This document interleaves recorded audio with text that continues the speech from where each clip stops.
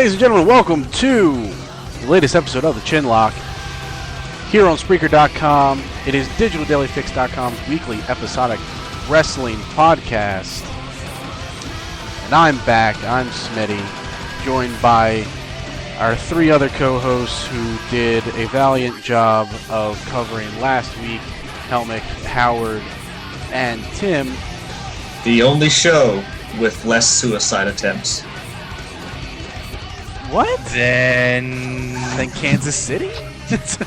I was going to say the NFL because the Browns had a suicide attempt happen in their facilities. Today? Yesterday. Oh, man, I know Cleveland's not the most fun place to be, but oof. I didn't know there was a party going on. I would have joined in by helping someone else. You would have joined in, huh? By helping someone else. Oh, you, Timothy, always willing to lend a hand. Every day. Very helpful. I would just like to say real quick, fuck you, Android. You have two Ric Flair soundboards. I've tried to download each now, and both of them, when I open them, no sounds. It does nothing. It's not their fault. It is their fault. It's whoever uploaded them. Yeah, but it's their fault for not monitoring their stuff and then taking off broken applications, because they're supposed to be doing that. Okay, well, at the same time, with the four of us, do we really need a Ric Flair soundboard? I mean, we already have "I am the woo." Well, no, I mean for my phone, so that when I get text messages, it goes woo. Okay. That's what. That's all I want. In fairness, I don't think any of those soundboards would have that one. What? I am the woo. Yeah. Well, I wasn't looking for that one. I have You're Tearing Me Apart, Lisa. So that's good, I guess. Well, this is going to be another one refunded. So how is everybody anyway on this glorious evening? I am all right, because the later that we start this show, the longer I can postpone me watching the Eagles catch another beatdown. All right. You mean rip out your heart? Nah, I've pretty much given up on that. But it's just kind of like it's like when you're watching like a boxing match, and the one guy has no way to keep going, but yet nobody will throw in the towel for him. It's kind of the way I feel. Fair enough.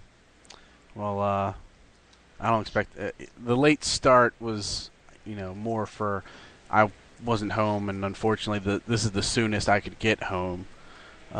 So apologies to anyone looking for us at 7 o'clock.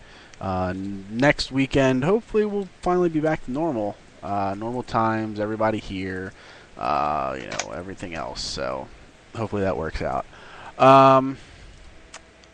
So let's get this ball rolling, because with this late start, I don't feel like being on here all night.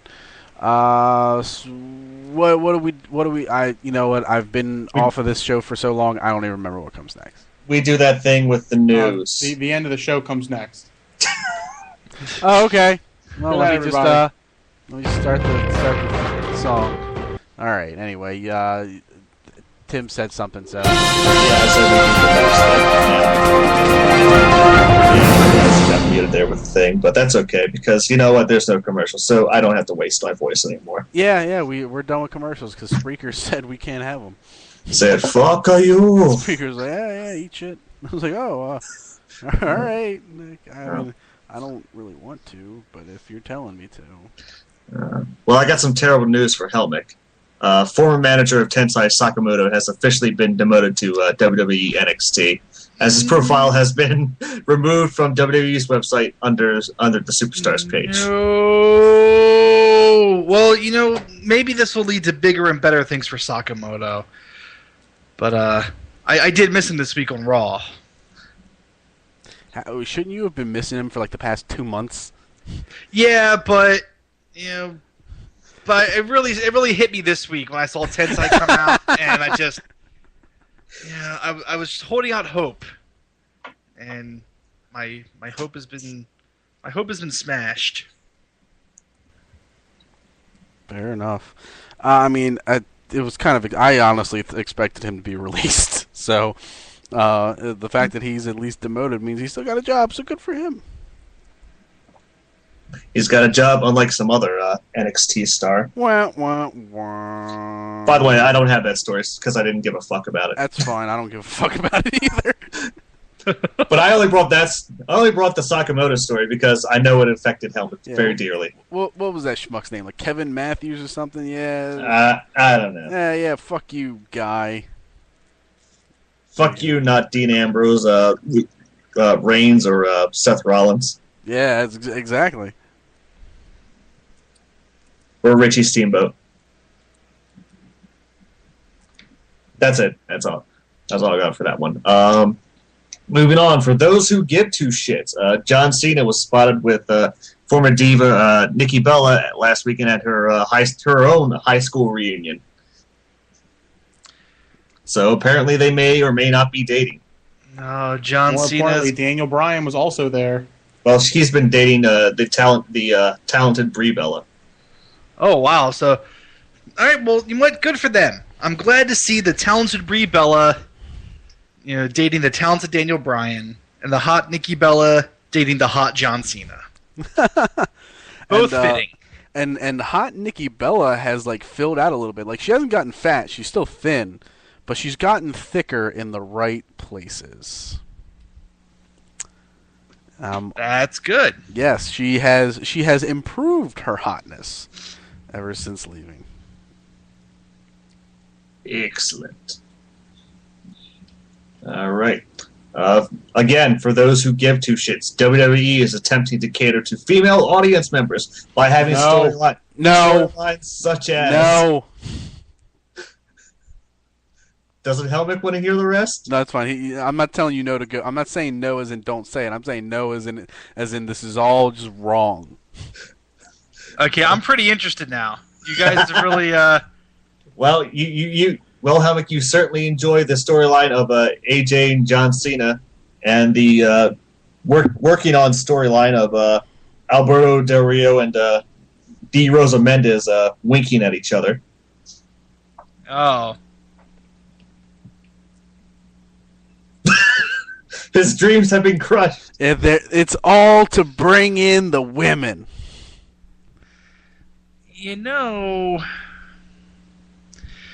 What they really should do then, if they were going to do that, is bring back Kevin Thorne and Ariel and have them be vampires in love. I'm just wondering, how does a group of like 30 to 40-something-year-old men who all they've done for years is write wrestling, how do you think this is a competent group to be able to think of things to write, to put on TV, to pull in women? And where do you feel that, hey, let's have Alberto Del Rio hit on Rosa and that will bring in women? For the record, because Vince McMahon decided to go out and hire a bunch of soap opera writers. True story. Yeah, he did. And how is it that making John Cena look promiscuous and AJ look like a slut bring in women? Hey, you know what I'm going to say? TNA does it better. What, does those storylines better? Yes. I mean, I can't comment because I just read it. I never watched Claire Lynch. I mean, I guess they benefit from the fact that Claire Lynch didn't want to be on TV anymore after like a couple weeks of getting threats. And I'll be talking about something else that when we get to Impact later here. Yeah, I guess. I don't know. I don't even think I read the Impact results. Well, you'll be hearing about them. Oh, yeah, that's what you think.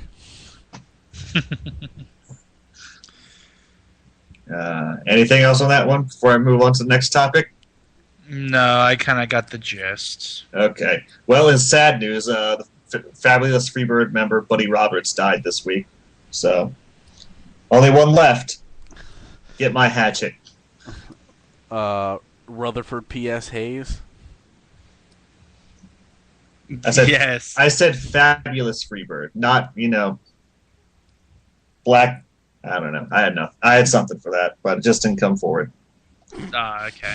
Well, all right. Good job.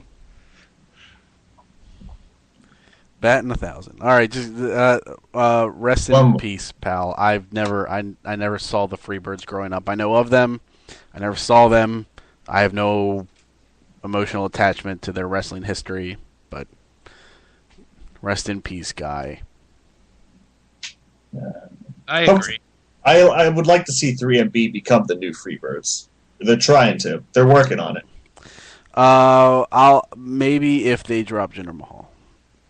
No, he stays. Well, I will say this though: Mahal did take his turban off this week when he was wrestling. He did. Oh, that's adorable. Yeah. He still doesn't fit that group. No. Poor Kurt Hawkins. Yeah, that guy just can't catch a break. No. Meanwhile, we got ticket retailers debuting soon as dancers. I don't even know how they get away with that name. I don't. Yeah. It's dumb. It's dumb. It's fucking Fandango. It's better than Fandango. Yeah, I guess it is better than Fandango, but If it would have been awesome if he came out with like a little spray can, like Rick Martel back in the day with his arrogance. Oh, arrogance? Yeah. Yes. I mean, I don't know. I guess I should reserve judgment until he's finally on TV and see how it is. No, I just shoot him down like you usually do. Like I usually do? Yes. Oh, you saying I shoot everybody down? Is that what you're saying? Not everyone, but I'm just saying you should. Oh, in okay. this case, I'm with you, B. I don't think this is gonna. You know, whenever I hear about a gimmick like this, I'm always thinking that they're gonna end up using this for then the wrestler to like have a scripted shoot promo where they criticize creative and they talk about how they get saddled with these stupid characters. I mean, it's like, I'm always looking for that second Beaver cleavage. oh, He's no Disco Inferno. he should feud no. with the Disco Inferno. Yeah, but Glenn Gilberty hates WWE. Well, I'm sure he needs the money. What the fuck else is he doing? Blowjobs in the back alley. See, I'm sure he'd make more at WWE. He wants to sit there and be on his high horse. If I don't like him, well, come in and eliminate Fandango. The moment I saw, I heard the music and it was all the dancing, and I'm like, what is this? And then he's like, mind if I cut in? I'm like, oh my god. Please, no. It was so stupid. I cannot imagine any way that they will be able to redeem it by the time it hits airwaves where I go, you know what, actually, I take it back. That was great. Oh, that's because he'll beat Brutus Clay. Huh? He'll beat Brodus Clay. Because everybody beats Brodus Clay. Exactly. Uh, Exactly. So dumb. It sure is. What else? Moving away from this. Moving Yeah. on to something more important. Let's do that. All right. TNA will be cutting down on the amount of pay-per-views in 2013. Yeah. In other words, Dixie, listen to us. This You're welcome, Dixie. this is fantastic news for them. It is fantastic news for me and Helmick. No, yes. I mean, you guys have said that they need to cut down on pay-per-views, and it makes perfect sense for them, and I'm glad that they did it. I'm 100% glad that they did it. I mean, I've had a rocky road with TNA. Like, sometimes I watch them and they're okay. Other times I watch them and they're horrible. Very critical at times. But all in all, when it comes down to it, I want them to succeed. Like, I want them to be out there and gain enough traction to be a number 2 company and compete with WWE so that WWE can get a stick up their ass and finally produce more consistent television. I mean, TNA is eliminating pay-per-views. They're writing storylines months in advance. You know, they're doing a lot of good things as far as background decisions. Also, they're having longer feuds. Yes. And some of that stuff makes sense. It may not always execute properly, AJ! but it's stuff in the right direction. But I found it funny when they posted this on WrestleZone, and it was filled with a bunch of people going, "This is a good idea for them. WWE should do it too." You know, like WWE should cut down on pay-per-views, which is a no-brainer. That has been said so many times on this show, at least, it's not even funny. But there was this one guy on there that was, anytime someone posted WWE should do this, he would immediately post on it arguing that they shouldn't because WWE would lose money if they did. That is technically the counter argument. Well, maybe it's the counter argument, but most of those pay-per-views, minus WrestleMania, SummerSlam, the big ones, Royal Rumble. lose viewers every year. They only go up if they get something huge like a Brock Lesnar or a Punk storyline. Like they don't go up. And I'm not saying cut down to 6. My idea would be kind of like what TNA is doing, where you cut out the middle pay-per-view so that like you cut out a pay-per-view so that build up to big pay-per-views is longer than everything else. So like after Rumble, there should be no pay-per-view until Mania. Indeed. Yeah. So technically, let me just finish this off. Yeah, go ahead. TNA has cut down on 3 pay-per-views. They cut down on Against All Outs in February, and they moved Lockdown up to March. So they essentially cut out Victory Road. So there's a gap between Final Resolution, and there'll be a month-long build to Lockdown. That'll be in March. But they also now have this gap between Hardcore Justice and Bound for Glory. So No Surrender is out in September. But the big gap that kind of annoyed, that I was talking with Helmut about before we came on air, is they have a gap now between Lockdown, which is now going to be in March, and Sacrifice, which is in May.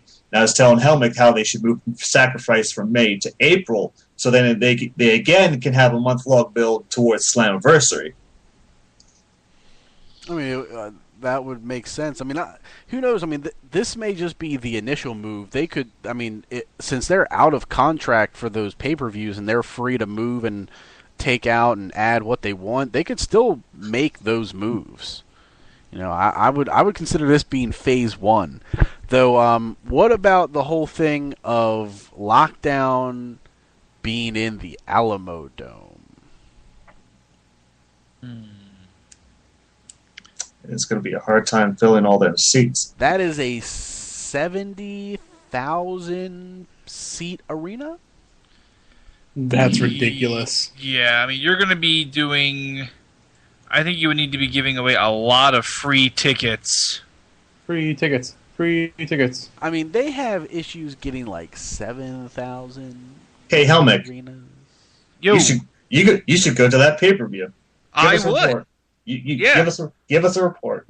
Yeah, I mean, to be honest, I mean, even WWE right now, I mean, outside of WrestleMania, I don't see them getting 70,000 people, out to any other show. They're not going to get 70,000 people at the Rumble. Yeah, I mean, here's the thing. I would love to see what 70,000 TNA fans look like. I would love to see what kind of atmosphere that creates for a TNA show. I'll be honest. I think the atmosphere would be awesome if you could actually get 70,000 TNA fans, and you have the right booking for the show. Yeah, I mean, because I've seen the way the crowds in Europe react, and when they take shows on the road.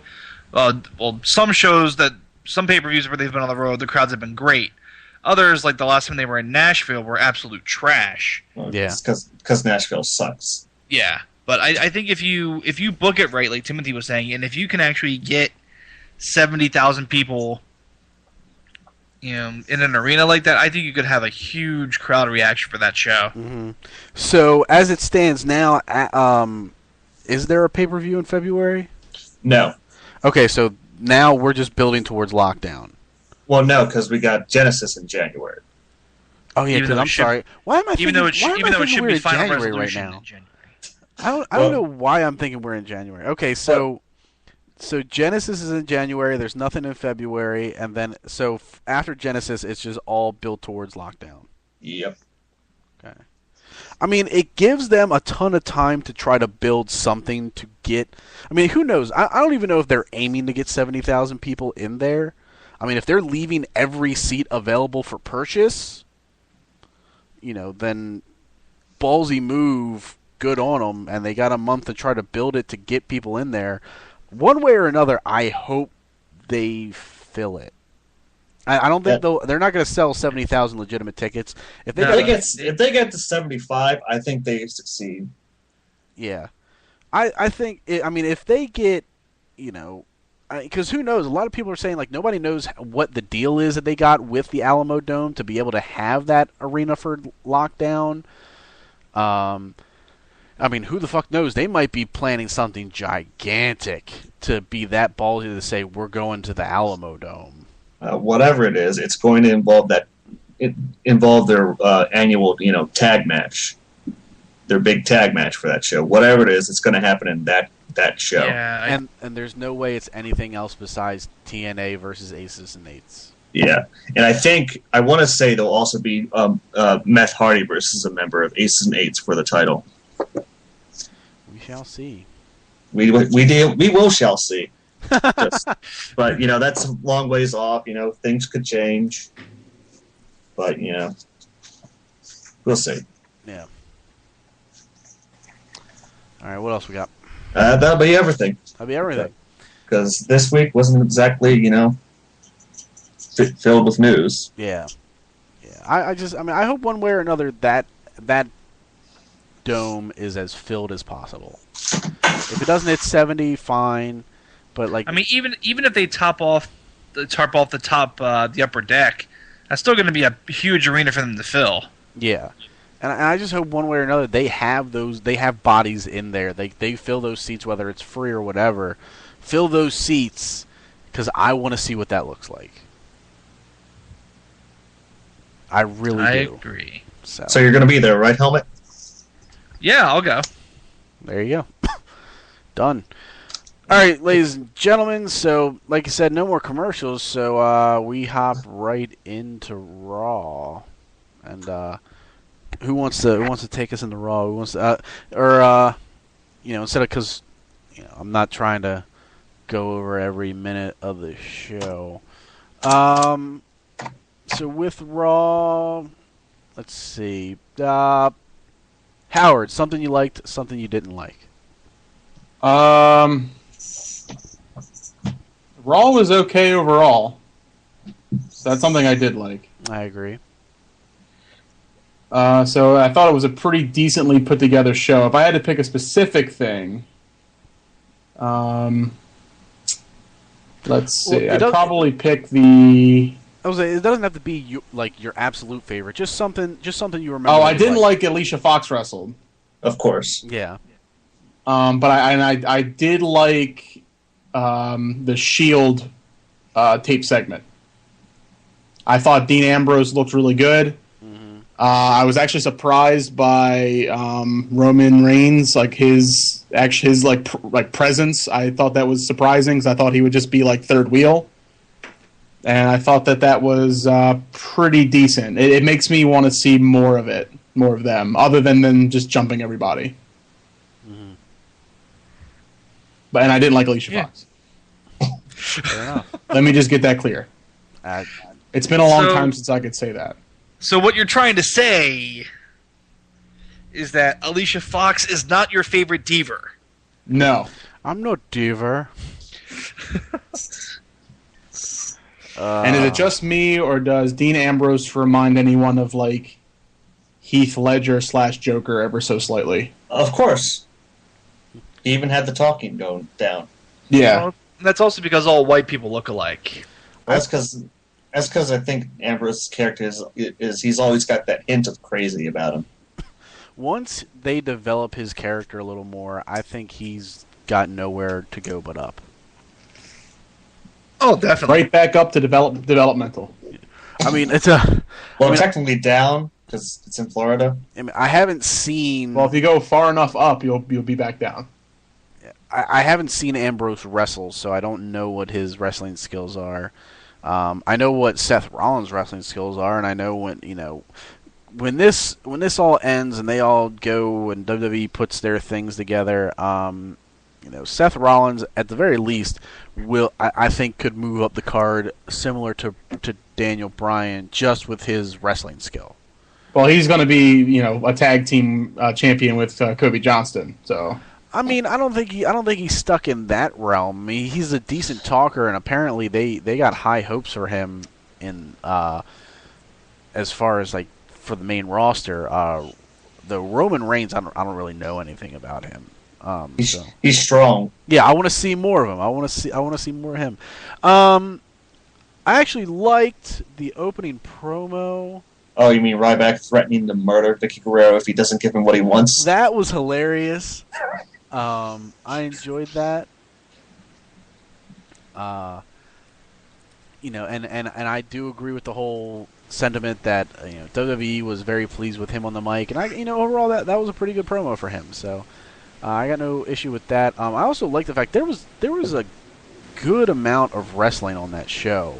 Yeah, that's one of the things I liked about it. There was a lot of matches that were good that also got a lot of time. Like Alberto Del Rio versus the Great Khali. Oh, you bastard! I mean, I've been waiting to bring that up. I mean, I beat him to it. I thought Cena and Ziggler was a really good match.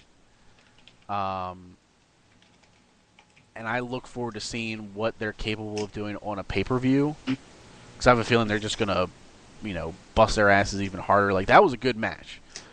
Yeah, it was. Despite what you think about the finish, it was a really good match. Sheamus, once again, like Sheamus, I got to give him credit. Every match he's in, whether it's on Raw or SmackDown, he makes his opponents look good in every match. He doesn't do squash matches, even when he's in a position where he's got to look strong going into, pay-per-view matches. I mean, like the match that he had last week with Sandow. I think that was last week. Yeah. That was a good long back and forth match. I believe this week he faced Cesaro, and that was a really good match. I mean, there was a lot of good long matches. It was wild. And I got a kick out of that. One thing that I didn't like, I'll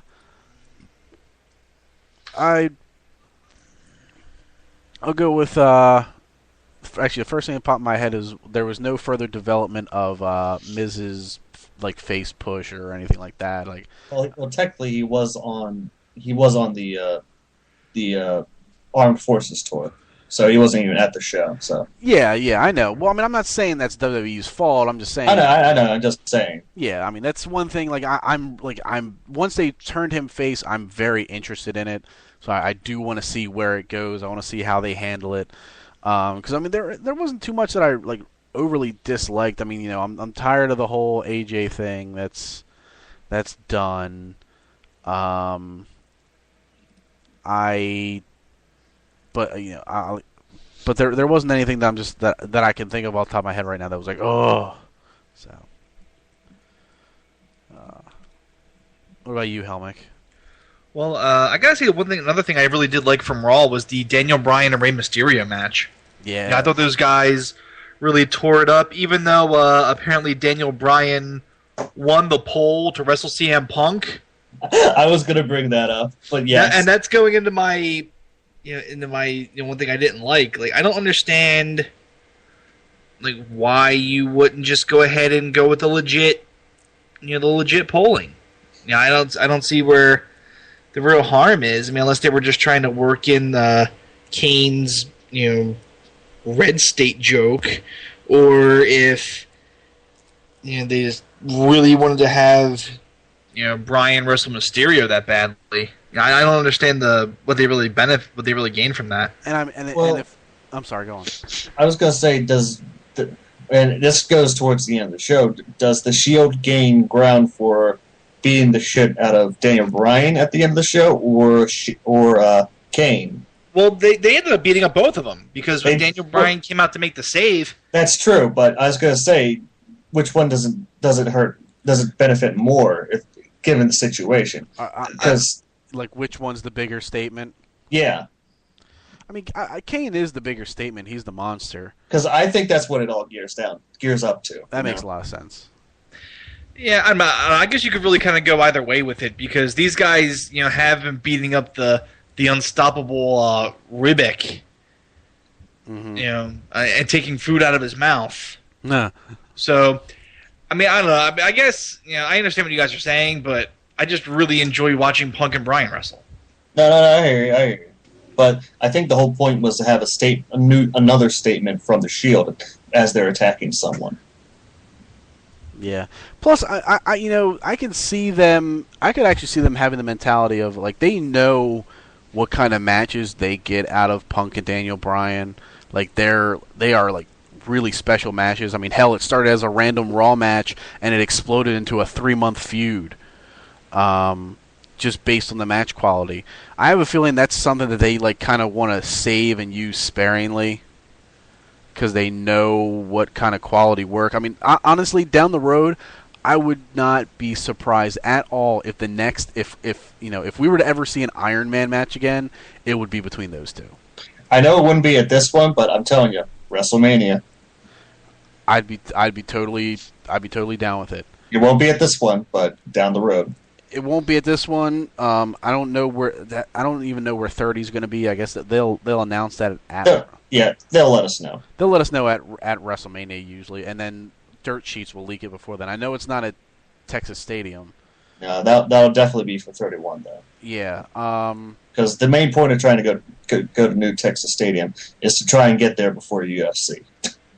That's their main purpose. Yeah, that was even though I'm pretty sure UFC just says, "Hey, we're going here," and then they go there.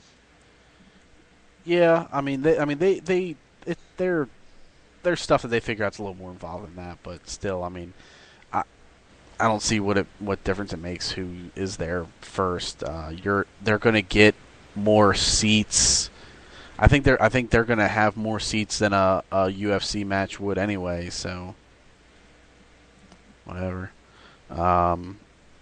As far as their seating arrangement, but I don't know. I mean, that was my thing. I mean, I agree with the whole idea that Kane is the bigger impact for Shield and everything like that. It's just weird that, I mean, if that's how you wanted it to go, then just make the match and don't use the Raw active poll. Right, exactly. Yeah, but you need to have at least one fantastic segment with Kane and Daniel Bryan. Yeah, and that's fine. I mean, I know that, and it's funny that every week those hit the TV right after Brett leaves. I think it's like 3 weeks in a row. He's like, when he stays before he has to go to work, every week they'll always do the Vicky Guerrero AJ segment before he leaves, and then right after he does, that's when Daniel Bryan and Kane come on the screen. That's pretty funny. They do not make a single appearance until then, and it's kind of funny. But whatever. It's pretty hilarious. I just I know that they were doing the Raw active poll.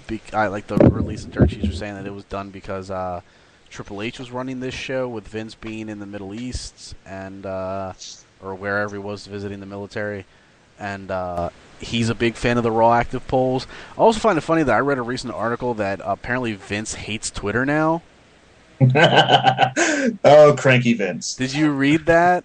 Yeah, I mean, it has nothing to do with cranky Vince, but I know it doesn't. But you know what? Just because Vince hates it, love it. Yeah, I just find it funny that he hates it now because he recognizes that it's huge for social networking and doing all that stuff and everything. but he hates the fact that it provides a soapbox for wrestlers to come out and say stupid shit. Oh wow!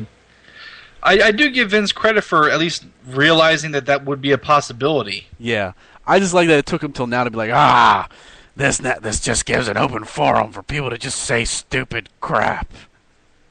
I hate it. So, I just thought that was hilarious. I mean, you know, Twitter provides a lot of entertainment as far as WWE superstars go, especially when it's treated the way like CM Punk treats it, where he just says his stuff and he shits on stupid people and has a Q&A where someone says, if you could wrestle anyone in wrestling's history in a match, who would it be? And then he says Samoa Joe. Because the way the guy worded it was like, if you could pick anybody in the past that no longer wrestles, like out of your era, and he's like Samoa Joe. It's like, damn. Yeah. Like, I don't know if you read it the way it was meant to be, the way the guy worded it, or I don't know what it was, but that's still funny. So, anything else for Raw that we did not cover that people want to throw out there? Or Tim, did you give us your what you like and didn't like? No, but I was going to say I enjoyed Wade Barrett showing up Kobe Johnston. Yeah, he really did. Because he was on commentary during Kobe Johnston's match against Tensai, and he was pretty awesome. And then when Kobe Johnston won the match, Wade Barrett walked into the ring with the IC title, handed it to Kingston, and then kept on walking like nothing happened. With Kobe Johnston like, huh? What happened? Yeah, that was pretty good. They're actually shaping up TLC to be a pretty good card. They usually do. Yeah. Because, I mean, you're going to have Ryback and Punk in a tables, ladders, and chairs match. You got Sheamus and Big Show in a chairs match. You got Kofi Kingston and Wade Barrett. You'll have Cena versus Ziggler in what I'm guessing is going to be the tables match. We'll see. Because they always have a tables match to go along with it. Well, there'd be no point for having a TLC pay-per-view if you didn't have tables at least. Yeah.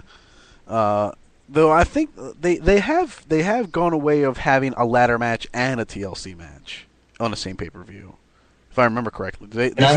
I'm fine with that. Oh, I'm totally fine with that too. It makes more sense. I mean, because also, I'm sorry, go on. I'm gonna let you finish. Go ahead. I was gonna say because it makes no sense. Because the only difference between a TLC match and a ladder match is that they pre-set up tables and put chairs everywhere. Like that, it's still to win. You have to climb the ladder and grab whatever it is. So. Okay, I'm glad we're on the same page with this because I feel like in a TLC match, an actual TLC match, you actually need to hit the person with a chair and put them through a table before you climb the ladder. Yeah, that would be a decent way of handling it. I'd be okay with that. I mean, because they're going to go through a table at some point anyway in the match, and they're going to get hit with chairs repeatedly. So let's make it a more important emphasis that they have to do that before they can climb the ladder. Yeah, and then climbing the ladder is useless. Somebody climbs up without doing it. They grab the belt. They pull it off. Nothing. It means nothing. So, I just hope. What I would like to see for TLC is I would like to see Dolph beat Cena and then cash in and win the World Heavyweight title. It's looking like it might end up happening that way.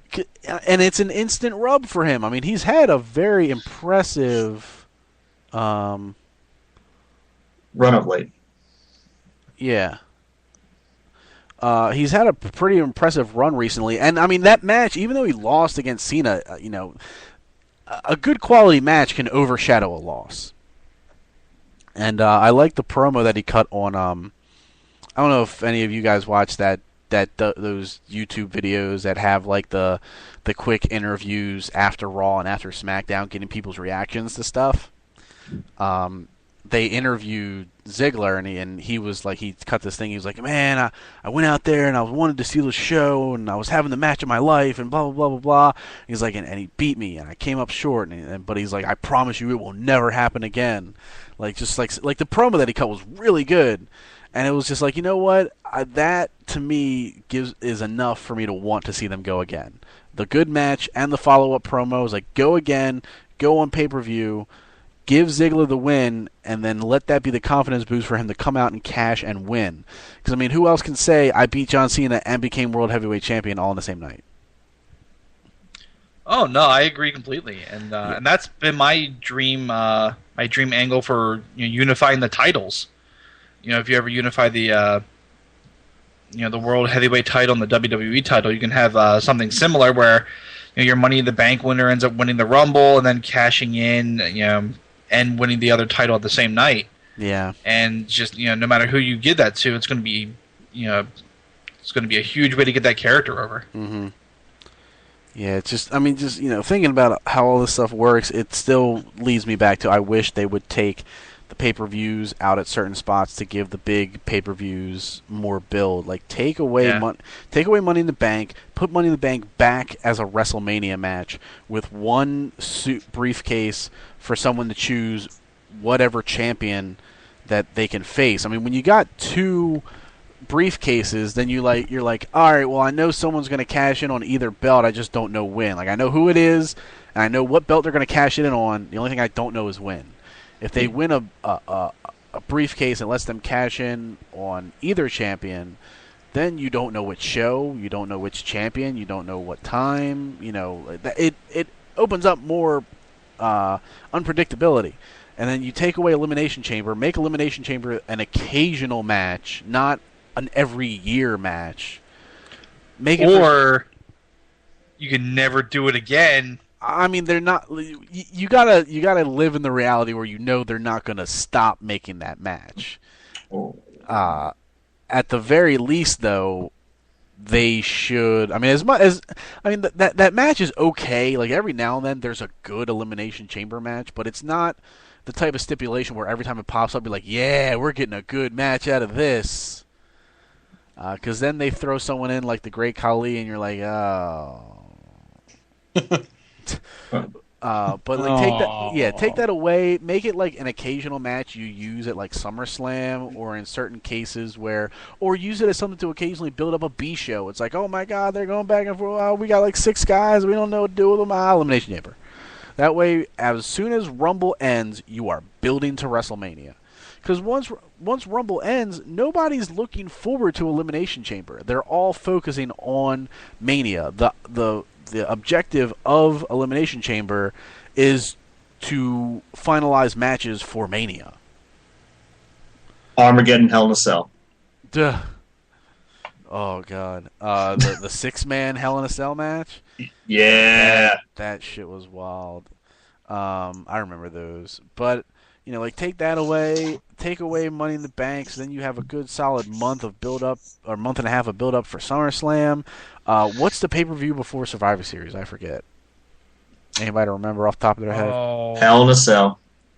Hell in a Cell? Yeah. Hell in a Cell. You could move that, like, wherever you have capital punishment and over the limit. Just get rid of that shit. Move Hell in a Cell down there and make that like the June pay-per-view. Make Hell in a Cell the June pay-per-view.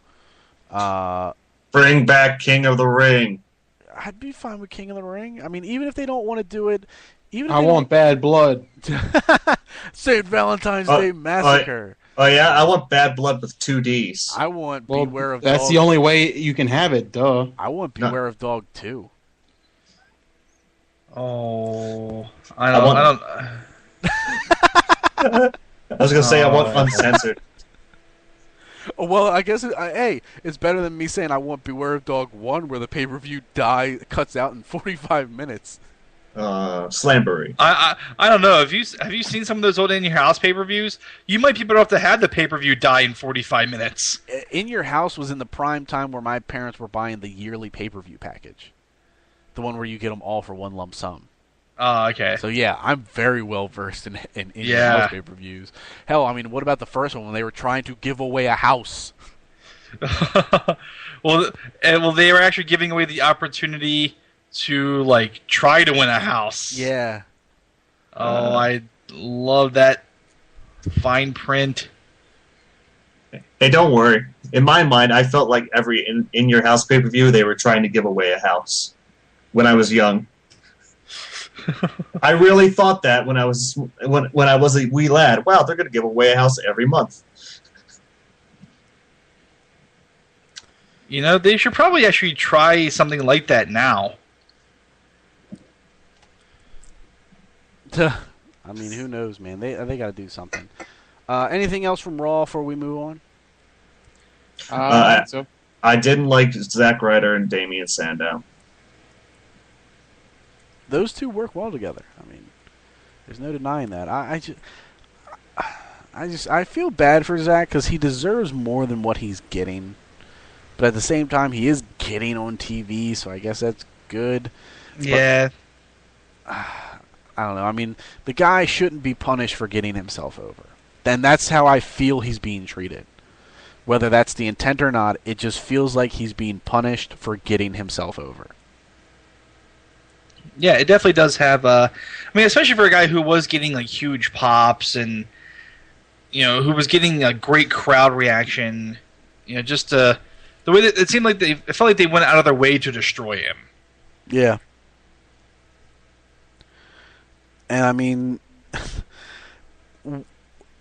if the young stars can't build themselves, if you're saying that they have to rely on you to do it, like what kind of message does that send? I mean, that you basically send a message telling all your young guys, don't try to get yourselves over. We will murder you. Yeah. It's dumb. All right. Anything else? Nope, that's it. I got nothing. Okay. Helmick. Nope. I'm all tapped out. Howard. I'm quite good. All right then. Tim. Helmick, you can take it away. You mean just Tim? You can just take the high. You can just take the show away. And shove it up your ass. I got TiVo. Well, You don't have TiVo. I don't. I have a DVR, but it's not TiVo. Actually, while you talk, I'm just gonna check to see how stuff is doing on eBay. It's doing pretty well. Yeah, it is. Sorry, go on. Yeah, I'm gonna. All right, mute my mic. So Bully Ray started off the show because we got potential Bully Ray and Brooke Hogan love affair going on, and then Hulk Hogan being the overprotective father, that's correct, or Faja, on your preference, doesn't want them going out with each other. So you know what? Potential Brooke Hogan heel turn going to happen. But in bigger news, the night was actually supposed to be championship night. In other words, the X Division title was going to be put on the line. And our candidates involve Austin Aries, Zema Ion, Kenny King, and Kid Cash. But we'll get into that a little bit later. But first match is our only knockouts match of the evening. Get that right out of the way, which is a pretty decent match, actually, because it involves two female wrestlers that actually can fucking wrestle, and Mickey Jamez and Gail Kim. And it's a match that you would expect out of the two of them. Okay, so do ODB and Eric Young still have the knockout tag titles? They do. And who is the current knockout champion? Tara. Okay. All right. I know that Tara and Jesse were wrestling the knockout tag champions, but I just wasn't sure. Well, you don't have to worry about those titles being threatened anytime soon, since Eric Young was taken off TV by Aces and Eights with the injury angle from last week. Okay, good. So the titles are safe. Yes. Thank God. AJ Styles is having a period, and by that I mean he's a complete fucking woman because he can't get over the fact that James Storm kicked him in the face and pinned him at the pay-per-view. So AJ Styles won't have a chance to wrestle for TNA's World Heavyweight Championship until next year's Bound for Glory. So they're involved in a tag match later that night involving Kaz and Daniels, who have an official tag team name now. Their tag team name is Bad Influence. And when I heard that, I said I prefer Caziels instead. I do prefer Caziels instead. I think that fits better with their, with their personalities anyway. To have that type of like fake celebrity, like combined name. Yeah, I'm going to call them Caziels. All right, but just so you know, if you see Bad Influence, that they're actually talking about them. Okay. By the way, I don't think they're a bad influence. They're just trying to, protect people from adultery. Yeah. I really don't see. I don't see where the bad guys and all that. So Kenny King gets cut from the selection process. So, but nothing important happens to that or anything funny. But just to let you know. Bobby Roode comes out to cut a promo on Meth Hardy, talking about how Meth Hardy almost lost to Christian York last week, and so Christian York comes out and pretty much decks Bobby Roode, and they have a match where obviously Bobby Roode beats the shit out of Christian York, and then continues to beat the shit out of Christian York after the match, where Meth Hardy comes in to make the save. So. Lottie frickin' da. The Aces and Eights aren't on this show very much. They have one segment, and it's pretty much Devon saying, hey, I want my TV title back, even because I never lost it. That's the match. That's the segment, and Samoa Joe in a segment later agrees to it. So, next week, Samoa Joe versus Devon for the TV title. Now, gut check's a very important part of the show, because no matter what, Bruce Pritchard and D'Lo Brown couldn't get a hold of Al Snow on the phones, so they needed a third judge out there. So D'Lo Brown apparently does the house show gut checks or whatever, so he becomes a fill-in judge for that week. So wherever Al Snow is, he wasn't there. So potentially D'Lo Brown may be a member of Aces and Eights because, he cut Al Snow at the knees because, taking up D'Lo time. James that's perfect wrestling logic. You beat somebody up and you get to take their job. Yep. It happened at the Royal Rumble every year forever. Yep. Still waiting for Maven to make a return. I know, he was never eliminated. Never eliminated. But James Storm and AJ Styles have their match with Caziels. Obviously, they win, and AJ Styles continues to have his bleeding period because I don't know, he just didn't seem into whatever he was doing in that match whatsoever. He just looked off, but I think that was part of this character they're trying to portray with him right now. But it was bad on his part. But everything else about that match was fine. So. Does it look like they're going with a heel turn for Styles with this? I think so. They're leading up to it, but it just hasn't happened yet.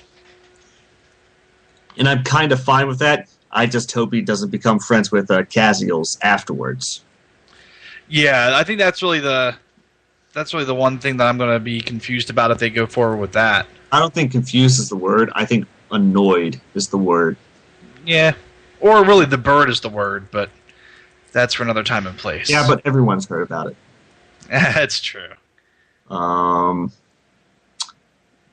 Hogan says that Kid Cash and Zema Ion are not the good choices for Bob Van Tam because Austin Aries needs to get his face kicked off.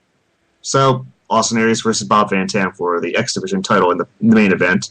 Matt Morgan murders Doug Williams in a match. That's all you need to know about that match. Poor Doug Williams. Yeah. Wes Briscoe obviously wins his gut check challenge. Well, And he did defeat all-time pro Garrett Bischoff. he did. He defeated the Future. Well, he was fortunate because Taz said no to him, and Bruce Pritchard said yes. So he had to rely on his good Aces and Eights buddy D'Lo Brown. So 3 members of Aces and Eights are walking around without their masks, even though they haven't been revealed yet. Let's see. What else did I miss? Bob Van Tam beats Austin Aries. And that's it. Pretty much Brooke Hogan and Bully Ray and Hulk Hogan, you're, having a fit with each other, even though Bully Ray and Brooke Hogan are probably fucking. But, who gives 2 shits about that? Other than Helmick wants to actually be watching Impact just for that angle. I kind of do. I think that can make for some really funny TV. Or by funny he means terrible, and he wants to see it. Yeah, I mean, funny, terrible. I mean, there's really no difference between the two. So that's it for Impact. Let's move on to SmackDown. God damn, that was a quick highlight of Impact. You're welcome. You're welcome. So SmackDown. I was like, it sounded like you were trying to say more there, Helmick. Like, yeah. Yeah, I don't know. I've been out of the loop with TNA for so long that they're actually moving storylines ahead without me. That's okay. That's why I'm still there, because I'm not a traitor like some people. I gotta be a man of my word. Yeah, Dixie knew. I laid down the law to Dixie a long time ago. Don't be mad, Tim. He gave you fair warning. Believe me, I wish I could watch Impact every week. I really do. Well, where are you at on watching Ring of Honor every week? I'm almost started. I got all my notes. Oh, yeah. It's not happening. It's not. No. But it's okay. You can start watching. I don't know, something. Shimmer. Glow. Start watching old episodes of Glow. Oh, you know what? If I had access to Glow episodes, I would do that. Look at Ivory in her heyday. Yeah. So yeah, SmackDown. Somebody else, I didn't really. This is the first SmackDown I've missed in a while, so I don't know too much about what happened.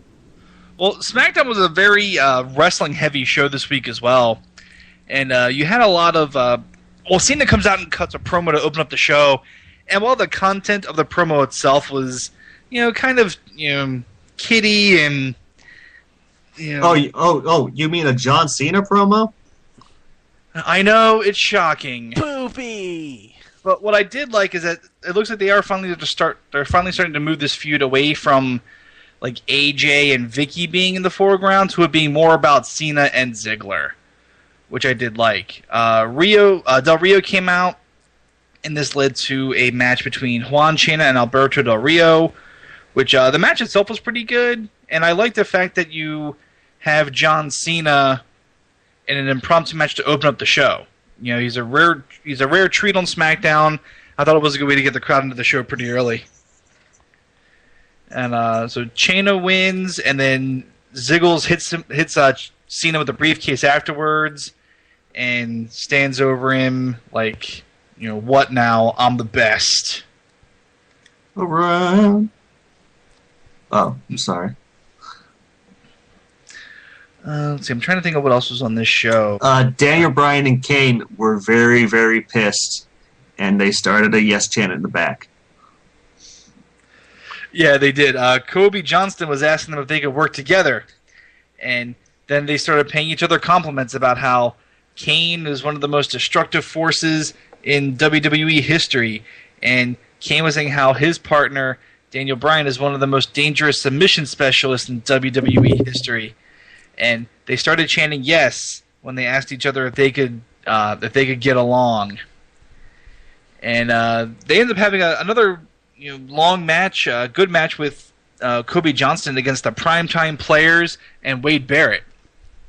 Yeah. This match got a couple of commercial breaks. And you could see Daniel Bryan and Kane actually working together. Yeah.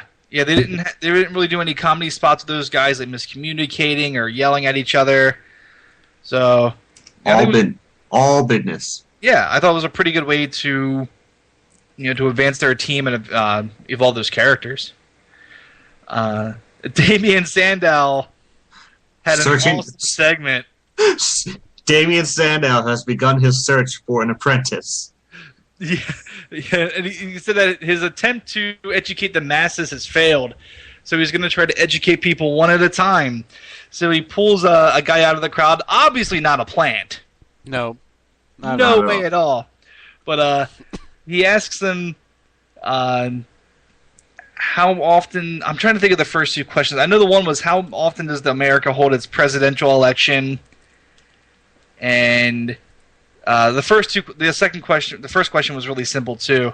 And when the guy starts celebrating, Damian Sandow tells him he has bad form. And then the final question was, what is the velocity of one of Jupiter's moons? And the guy got it wrong. So Damian Sandow told him that he was an embarrassment to Louisiana and to this country, and he should leave in shame. It was pretty awesome. It was pretty awesome. And then he had a match against Tyson Kidd and murdered him. Yep. Tyson Kidd also getting on TV a lot lately. Oh, yeah. Gotta do something. Well, you know who's also getting on TV a lot lately? The Great Khali. No. Yeah. I was going to try not to talk about that.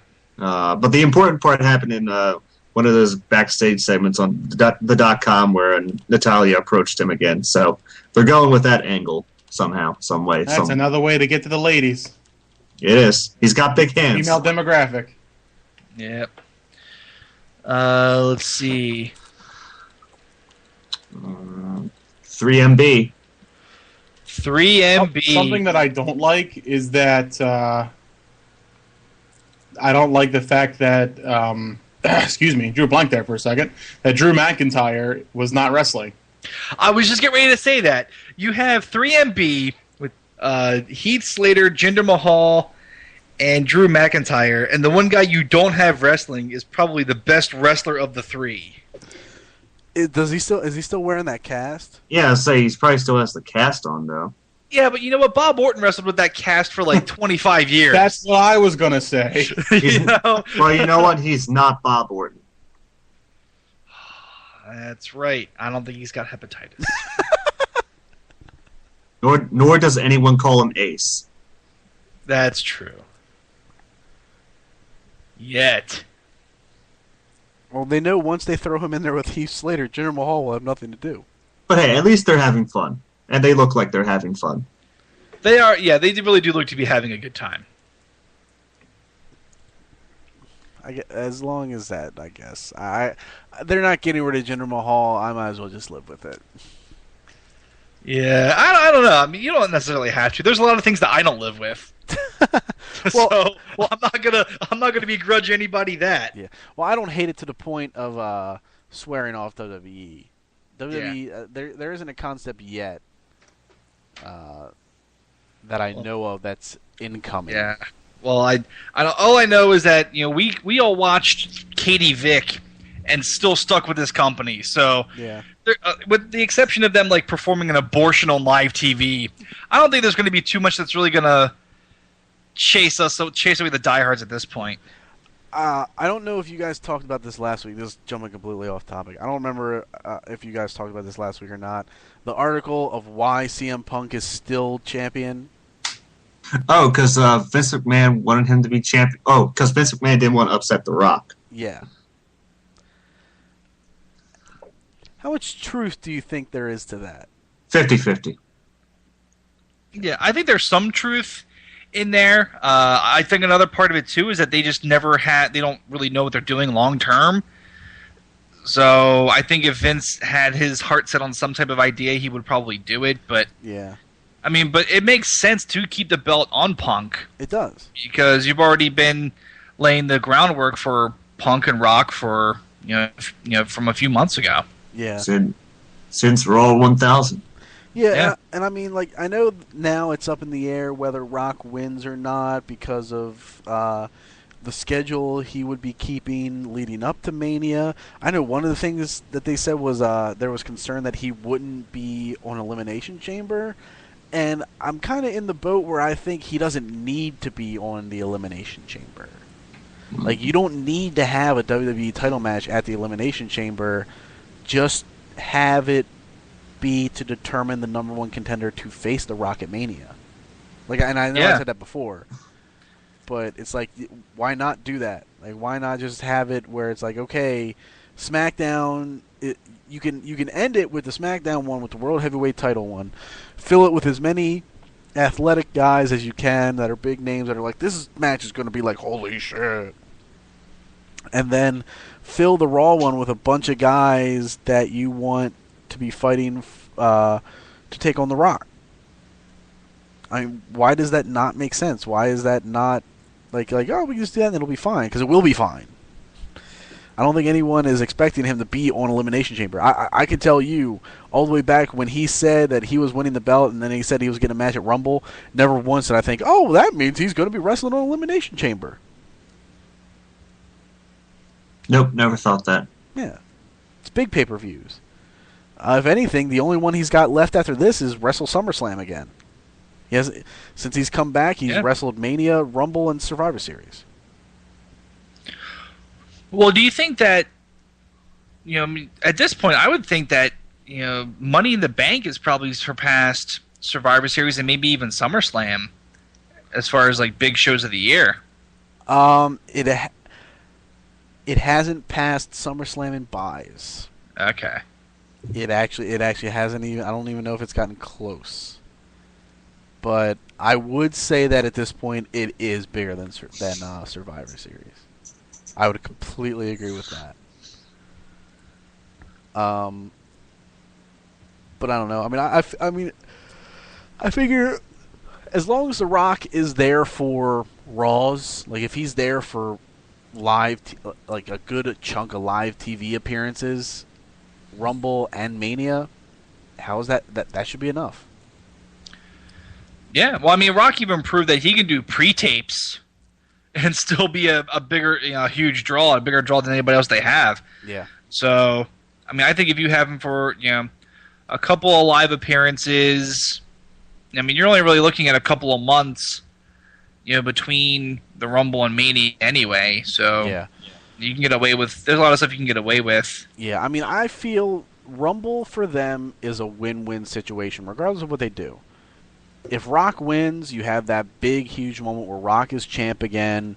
Your main guy is a giant movie star. It gets publicity. It helps. It's great. It's fine. It's a win for WWE. If they are hesitant to pull the trigger because they don't, they're not happy with how many appearances he'd be able to make or whatever, and they keep it on Punk, that's still a huge deal because then that means he's champ until Mania. And he drops it then, and then it's an even bigger milestone for him to finally drop the belt at Mania to whoever they choose. So, I feel it's a win-win for them. If they keep it on Punk, it's just they can build something even bigger for him at WrestleMania. I mean, if they want to do Undertaker versus him, streak versus title. Where Undertaker can win the belt and then retire or whatever they want to do, however they want to do it. I don't know. I mean, either way, I think they come out on top, no matter who wins that match at Rumble. So it's just me. Sorry, I brought that up in the middle of SmackDown highlights. My bad. That's all right. I think we were pretty much. It was good. Sheamus and Dolph wrestler. That's all you need to know for the end of it. Good old Sheamus and Dolph. Yeah. But yeah, I mean, overall, it's a solid week. I mean, WWE put on a lot of wrestling, and the wrestling that they put on was pretty good. So, curious to see how they follow it up. Kind of sad that I missed Daniel Bryan embracing a yes chant, even if it was for one night. Oh. Yeah. So I guess they're eventually pushing towards the Shield versus Ryback and Daniel and Team Hell No? I think they're working towards that. We're just not there yet. No. I don't think we should be there yet until after TLC. Can I be honest? Yeah. I was actually thinking Mania. I'd be okay with that too. But I think by that point you would need Team Hell No to drop the belts and have an actual reason to continue going after them. Yeah. So, and by that do you mean dropping them to the Shield? Or just dropping them at period? I was thinking period. Okay. Like the Shield be a cause for them dropping them. Okay. Yeah. I didn't know if you wanted them to be a cause or if you wanted them to be the ones No, that no, take no. the belts. No, definitely the cause. Okay. Because that way you can have some of your other up-and-coming tag teams, like the Primetime Players, hold those belts. And I think they're just about there already. I really do. I mean, somebody had to pick up the gauntlet once Cody Rhodes got hurt, because Cody Rhodes and Sandow were definitely looking like the team that was going to beat Team Hell No. And it sucks for Cody Rhodes that happened to him, because they have no timetable on when he's coming back. So now Sandow basically gets his single push completely rebooted. And yeah, it makes the Primetime Players the next ones in line. And I mean, I honestly feel that they should be the ones that take the belts. And I only say them because you could still have a tag title match available for WrestleMania. Yeah. And maybe that's me thinking, having narrow thinking, but it's also outside the box thinking. You could have those two against Sin Cara and Rey Mysterio. Oh, And you know- Carster. And you know what? That match may even make it past the pre-show. If it's Car Stereo, it'll be on the main card. Without a doubt. If it's like Justin Gabriel and Tyson Kidd, it's the Car pre-show match. stereo. Yes. All right, so polls. Nobody voted on polls last week. So, It's all my fault. yeah, we're gonna do new polls. I'm not touching any of those. And for the They're not going on the list. for the love of God, people listening, vote on them. Digital. If you're listening now, the polls aren't up obviously because we haven't created them. But digitaldailyfix.com. Go there. If it's on the main page, it'll just be something that says Chinlock and today's date, December the 2nd, 19 days before we all die. I'll still live. You, the cockroaches, and Keith Richards. As a butterfly. Wait, You didn't let me you're finish. like a- You didn't let me finish. are you Wait the for butterfly? Because no one suspects the butterfly. Okay. Fuck. Yeah, you just go there. You'll see our. You should see our post. If it's not on the main page, at the top, there's a bar of all our sections. One says podcasts. Move your mouse over to it. A drop-down menu appears, and then you should see the Chinlock. You click that, and the newest episodes are at the top. Click the read more, and there are all the polls. Please vote. For the love of God. Vote. Okay. As I say that, best match of the week. And I'm going with Dolph Ziggler versus John Cena. Well, all right then. I guess I No. I will nominate Kobe Johnston and Team Hell No versus the Primetime Players and Wade Barrett.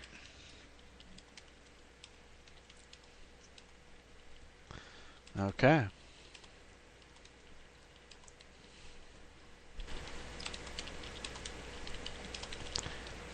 What else we got?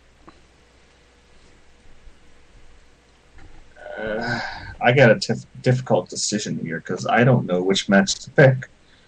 And it's not like they were all terrible. It's just that, do I really want to name Bob Van Tam in best of anything? Because that match with Austin Aries was pretty good.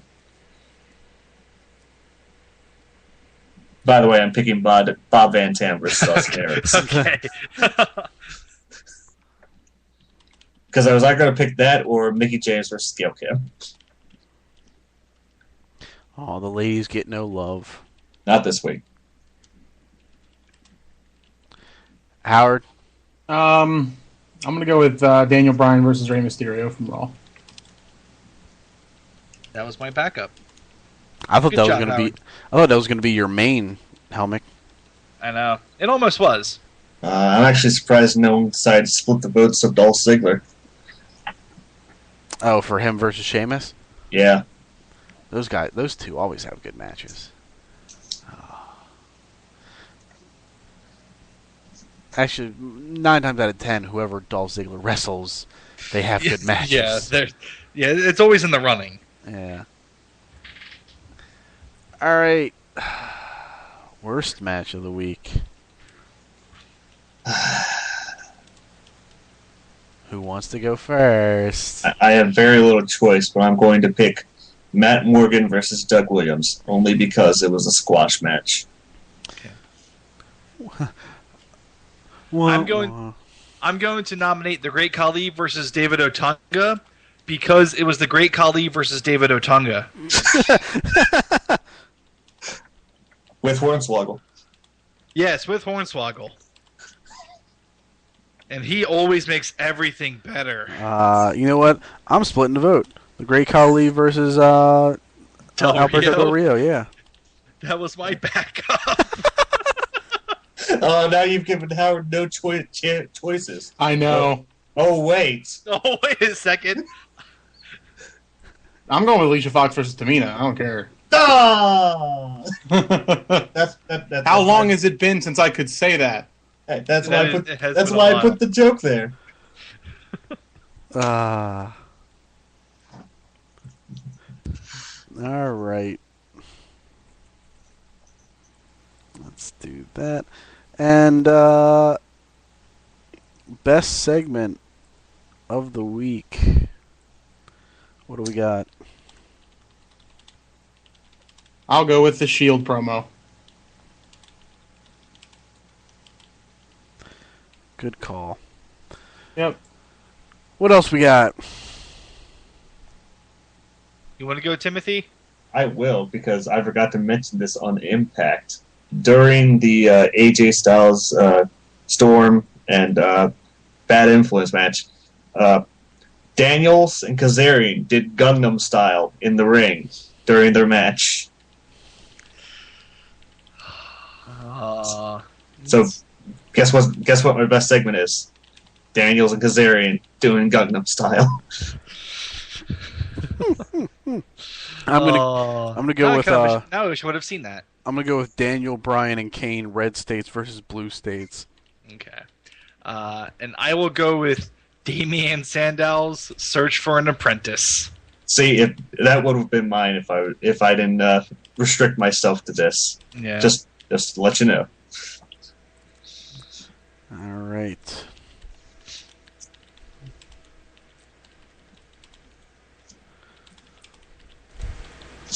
I'm really curious for the day when he does find an apprentice, because it's going to happen. Oh, yeah. What if it's Sakamoto? Oh, my God. That would be so awesome. I'm just glad I put that in his mind. Now it's never going to happen. Oh. And the worst part is I'm never going to be able to get it out of my mind. Excellent. I win. Moving on. I don't like you anymore, Timothy. You just break my heart. WTF moment of the week. Well, it's not necessarily because it's a bad segment. It's one segment for aces and eights. Because they're usually featured a lot on Yeah, they're Impact. usually all over the show. But they only had one segment this week. I'm going to go with AJ and John Cena's horrible makeout session. Oh, Yeah. Where Juan Cena looks confused, like, how does this work? How do kiss?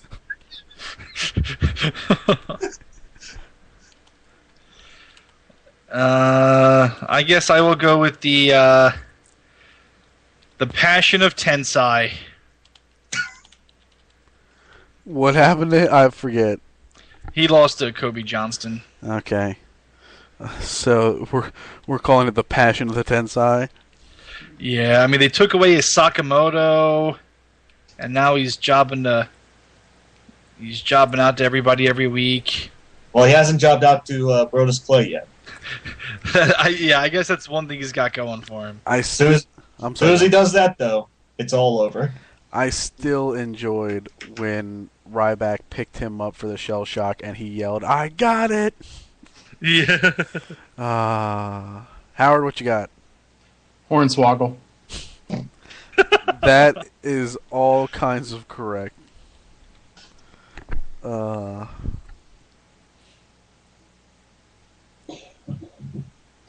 on, save it already. Save the pool! Or not, it's fine, just sit there. Yeah. Oh boy, not created. Yeah, create it, you fuck. The purr. Why are you not... Why? Hold on. Let me go back. Polls. Yeah, I don't know. Okay, there. It's right there. That's stupid. Alright. How about you go... What the hell what the fuck just happened? Stop being stupid. My internet, or my, this damn editing tool is driving me insane. It's obviously the PS3. That's... Yes.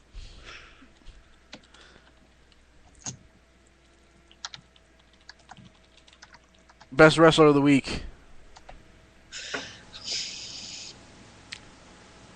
I am going to nominate somebody we didn't really get to talk about much. I'm going to nominate Antonio Cesaro because he finally had his big breakout on Raw this week. Wait, I know it's pretty silly to say that since he's had the United States title, but I think this is going to be the first week where people really start to take notice of this guy. I thought his match with Sheamus was pretty awesome. It was good. Alright. I am going to pick Sheamus. Because, I mean, how can you not award it? How can you not nominate the guy for after he has like two awesome ass matches on both shows? Yeah. And I praised him earlier. He has an amazing ability to put guys over, no matter who they are. And even when he wins, he makes it look like a knockdown, drag-out fight, and I love it. So, that's who I'm going with.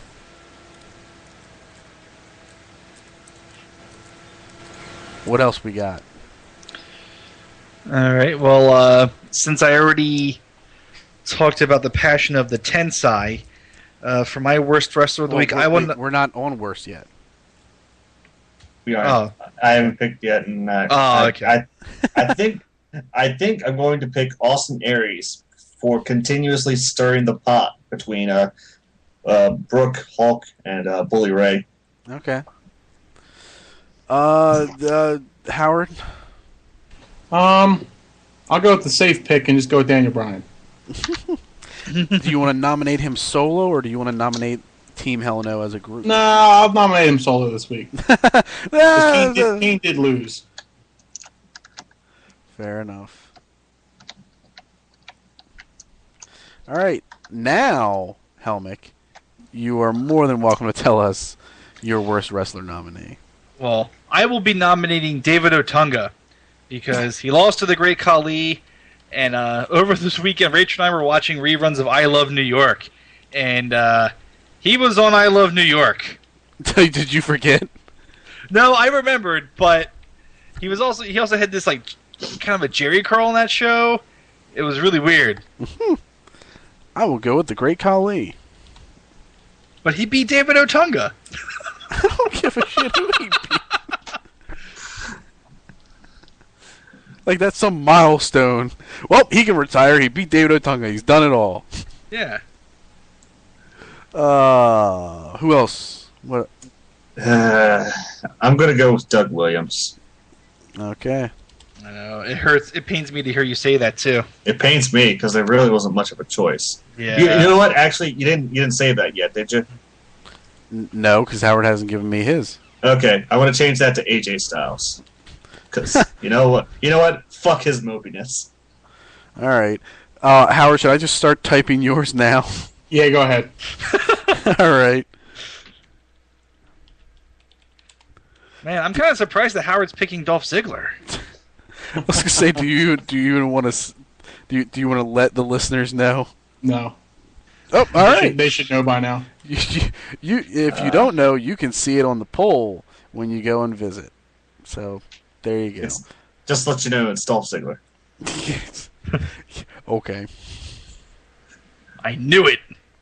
Well, Helmick said it was, and I believe him 45% of the time.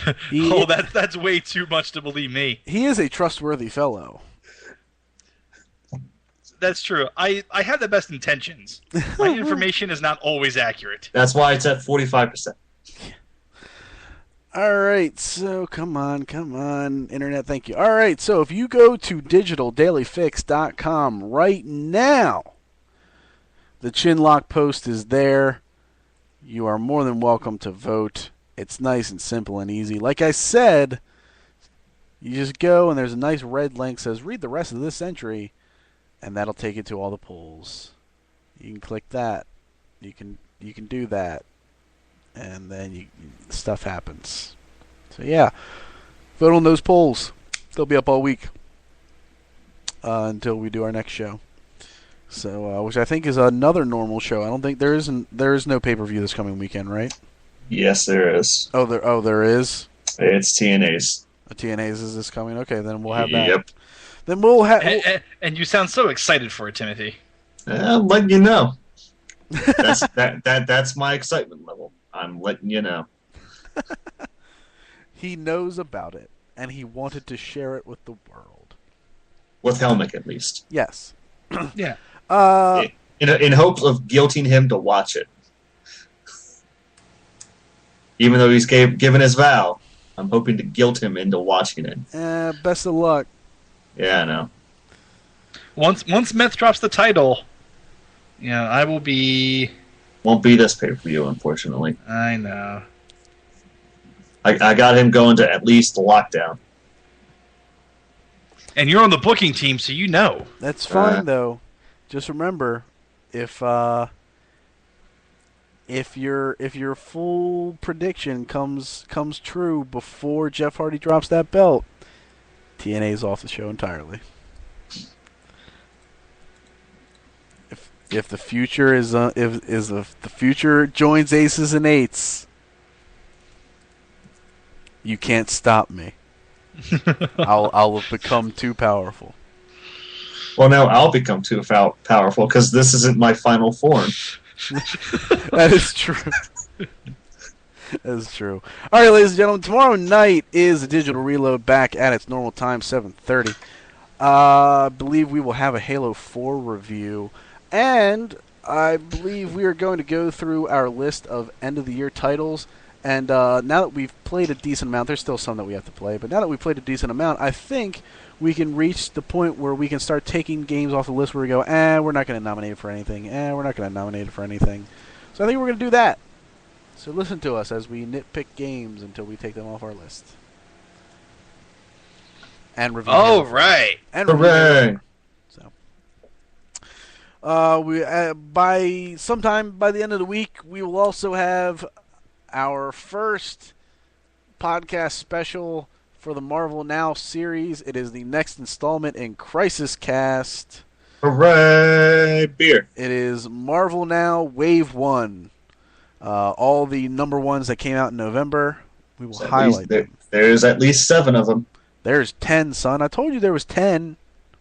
I keep forgetting a few of them. Some of them are less important than others. Yeah, well, like X-Men Legacy. Yeah, X-Men Legacy was kind of but and Fantastic Four. That was my yeah. FF's not that one. Maybe. Did you read that one? No, but I was trying to my guy at the store tried to persuade me. He with good reason. I'll put it that way, with good reason. Is it? Yeah, no, I read it. And I wasn't looking forward to it. And when I was done reading it, I was like, you know what? That's pretty good. By the way, top book, Deadpool. Not for me. Not for you? Not for me. Is it Uncanny Avengers? I'm torn. No. It's a new X-Men. That's right. For you, it's new X-Men. Well, I'm torn though. I'm actually torn between 2, but I know Deadpool's not in the run. Deadpool's in my top 3. I don't want to give it all away. But Deadpool is in my top 3. Did I guess your top 3? You didn't guess them in order, but they're in there because I'm still putting it together. I understand. Yeah. I mean, I'm telling you, man. Like I said, all the number ones that you haven't read yet, I'm bringing them in Monday. You can grab them. Or I'm coming to you. You're Monday. coming to me. And you have Indestructible Hulk, don't you? I do. Did you buy? Did you also buy Cap number 1? I did not. Okay. You bring Hulk with you if you don't mind. Okay, I will bring that with me. Sweet. I think you'll like what's going on in there. I'm excited for it, man. I want to read it. Because I love me some Mark Waid, because he does some weird shit sometimes. I want to read that, and I really want to read Cap number 1 because it's yet another book by Rick Remender, and I have a hard-on for Rick Remender. You sure do. Yeah, I'll admit it. But you know what? When he puts on good work, it's fine. I hear you. Because, I mean, you read Uncanny Avengers number 2. I did. That shit was pretty awesome. I'm enjoying Red Skull doing Nazi shit. What can I say? Red Skull has fused Patrick Stewart's brain into his. And by that I mean Professor X. And that's fucking awesome. He sure did. So awesome. Anyway, that you have Crisis in Infinite Comics. If you want to go ahead and plug that. Yep, it happens every week. This past week, the Wellington Beef episode, because I only had 3 books, so I don't know. I had no idea what to name the title for last week, so it just became Wellington Beef. Well, all right. Maybe I'll come up with a better title for next week. Who knows? Who knows? But I do know Hickman's Avengers starts this week. Yes, it does. I will be getting that book. So that'll be in our next podcast. That'll be in Wave 2 because it's December. Not a lot's coming out in December though. Not a lot of number ones. Yep, that's why we're doing it in waves. Yeah, I think for December there's only like 4, maybe 5 number ones.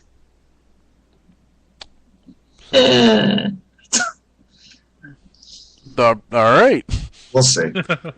We'll get to them. Yeah, and we'll get to it. So, anybody else want to plug anything before we get out of here? Helmick, are you finally going to write anything?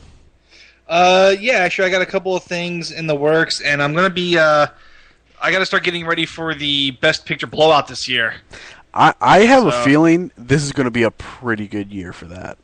I hope so, because I really need to sit down and watch some movies. Yeah, because I mean, I have a feeling Lincoln will be there, and I know I've tried to see Lincoln a couple of times, and all the showings have been sold out because they're showing it in like really small theaters that hold like 80 people. Wow.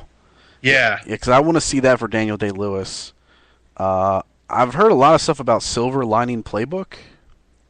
Yeah, I've heard a lot about that and Life of Pi. And so yeah, I mean, there's it'll be with the second year for this voting system, will be interesting to see if something like The Hobbit or if Skyfall gets in somehow. Mm-hmm. So I still need to see Skyfall. yeah. So it'll definitely be interesting. Yes. But yes, it will be. yeah. And then I got to try to find some partners for all the Oscar movies this year. So hopefully it's not 1 million of them again. I'd be okay with like 6. It's going to be 10 again. I know. Hey, I'll be down for at least one. All right. I will put you down for the follow-up to The Kids Are All Right. Fuck you. And the horse you rode in on. Oh, all right. Oh, horsey. I'll only watch it if it's called The Kids Are Fine. Oh, okay. And it has Mike Tyson. Mike Tyson in it, yeah. I'll have to look at the list. I'll probably do 2 with you again. Well, there Like won't be an official list until January. Yeah, it's something like that. So it's usually mid-January. Yeah, then we'll have a good idea, and then I'm sure Helmut will be on a few. I'll be on a few. I mean, Tim will be on a few. I'll be on a few. Shit, it may be all 3 of us for all of them. Who the fuck knows? Maybe. Tim's like, well, let's not get ahead of ourselves. Right. Well, the first thing we gotta do is get a list. So we'll get a list and we'll go from there. So that'll be put together soon in the coming months. So there you go. Yep. All right. Well, if that's everything then, ladies and gentlemen, thank you for joining us. We'll see you next week for the Chinlock. Bye. bye. Goodbye.